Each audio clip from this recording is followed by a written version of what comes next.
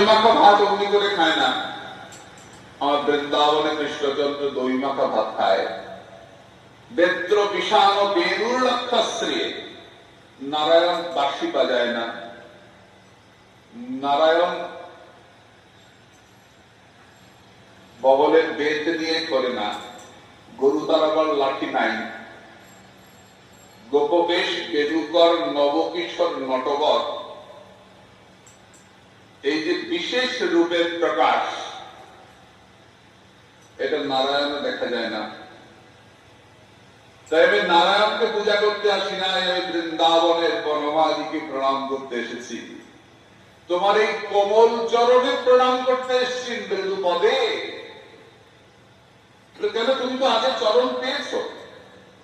যখন আমি বামন অবতার রূপে তোমাকে চরণ দিয়েছি, তুমি পেয়েছ চরণ।